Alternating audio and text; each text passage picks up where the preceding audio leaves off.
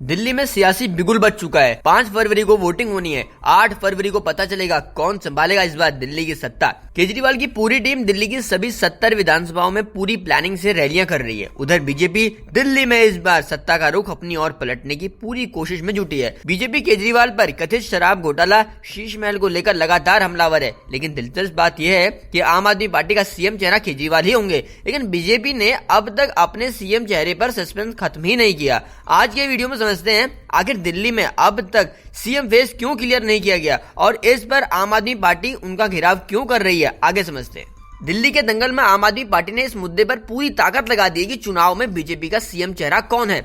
आम आदमी पार्टी पानी, बिजली, सड़क, शिक्षा के क्षेत्र में उसकी सरकार के द्वारा किए गए कामों को लेकर तो लोगों के बीच जा ही रही है, लेकिन इस सवाल को भी वो जोर शोर से उठा रही है कि बीजेपी के पास दिल्ली में मुख्यमंत्री का कोई चेहरा ही नहीं है।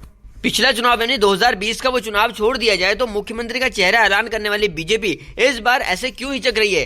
दिलचस्प ये भी है कि बीजेपी कई राज्यों में शपथ ग्रहण के दिन ही सीएम का ऐसा फेस देती है जो चौंकाने वाला होता है, और जब दिल्ली सीएम फेस पर आम आदमी पार्टी के नेता सवाल पूछते हैं तो बीजेपी के नेताओं का जवाब होता है कि उनकी पार्टी में कोई भी कार्यकर्ता मुख्यमंत्री बन सकता है। एक टाइमलाइन से आपको बताते हैं, कई राज्यों में बीजेपी सीएम फेस क्लियर ही नहीं करती है और चुनाव जीतने के बाद सियासी समीकरणों के हिसाब से सीएम के नाम का ऐलान कर देती है। जैसे आपको याद होगा, मध्य प्रदेश में चुनाव नतीजों के बाद बीजेपी ने शिवराज सिंह चौहान की जगह मोहन यादव को मुख्यमंत्री बनाकर चौंका दिया।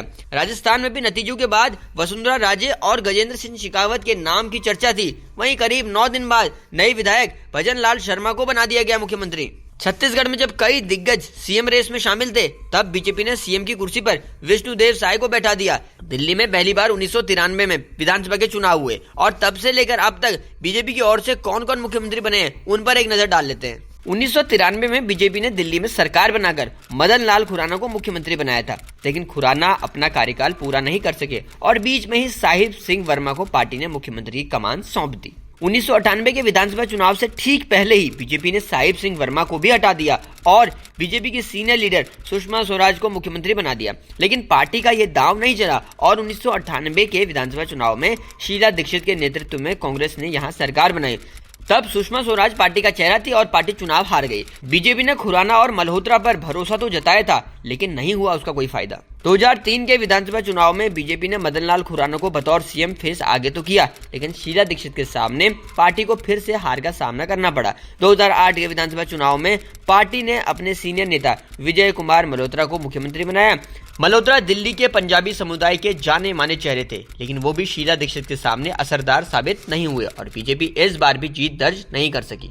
साल 2013 का विधानसभा चुनाव, इसमें बीजेपी ने पूर्व केंद्रीय मंत्री डॉक्टर हर्षवर्धन को सीएम का चेहरा बनाया। पार्टी को ऐसी उम्मीद थी कि डॉक्टर हर्षवर्धन के सियासी अनुभव की वजह से वो दिल्ली का चुनाव जीत सकती है। ये वो साल था जब दिल्ली में आम आदमी पार्टी अपना पहला चुनाव लड़ने लग रही थी और लोकपाल आंदोलन के जरिए उसने भ्रष्टाचार के खिलाफ लड़ाई लड़ने का एक रोड मैप लोगों के सामने रख दिया था। इस चुनाव में किसी भी दल को स्पष्ट बहुमत नहीं मिला, लेकिन बीजेपी 32 सीटों के साथ सबसे बड़ी पार्टी बनी थी।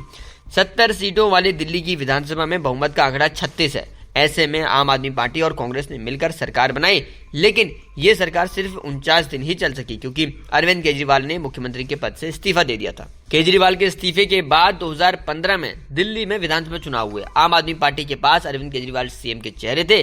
बीजेपी एक नई रणनीति के साथ चुनाव मैदान में उतरी और चर्चित आईपीएस अफसर किरण बेदी को मुख्यमंत्री का चेहरा बनाया, लेकिन पार्टी का यह दांव भी बुरी तरह फ्लॉप हो गया। इस चुनाव में किरण बेदी खुद उस कृष्णानगर की सीट को हार गई जहां से डॉक्टर हर्षवर्धन चुनाव जीतते थे। बीजेपी को दिल्ली में तब सिर्फ 3 सीटें मिली थी। इसके बाद आया साल 2020 विधानसभा चुनाव। पिछले कुछ चुनाव से मिल रही लगातार हार को देखते हुए बीजेपी ने इस बार बिना सीएम चेहरे के ही मैदान पर उतरने का फैसला किया। पार्टी ने प्रधानमंत्री नरेंद्र मोदी के चेहरे को आगे रखकर वोट मांगे, लेकिन पार्टी को कोई फायदा नहीं हुआ। हालांकि उसकी सीटों का आंकड़ा 3 से बढ़कर 8 जरूर हो गया। इस बार भी बीजेपी 2020 के विधानसभा चुनाव की तरह ही बिना मुख्यमंत्री के चेहरे के चुनाव लड़ रही है। देखना यह होगा कि पार्टी को क्या चुनाव में बिना सीएम चेहरे के उतरने का कोई फायदा मिलेगा। दिल्ली में बीजेपी उसे 1998 से लगातार मिल रही हार के इस क्रम को तोड़ना चाहती है, जबकि 2014, 2019, 2024 के लोकसभा चुनाव में वो यहाँ सभी 7 सीटें जीत चुकी है। लेकिन इसके बाद भी उसके लिए पिछले 2 विधानसभा चुनाव से दहाई के आंकड़े तक पहुंचना भी मुश्किल हो रहा है। सियासी गलियारों में बातें होने लग रही हैं कि क्या इस बार भी बिना सीएम के चुनाव लड़ रही बीजेपी आम आदमी पार्टी को हरा पाएगी। कमेंट सेक्शन में अपना जवाब लिखिएगा और दिल्ली समेत देश की सियासत की एक एक खबर देखने के लिए आप जुड़े रहिए जनसत्ता के साथ।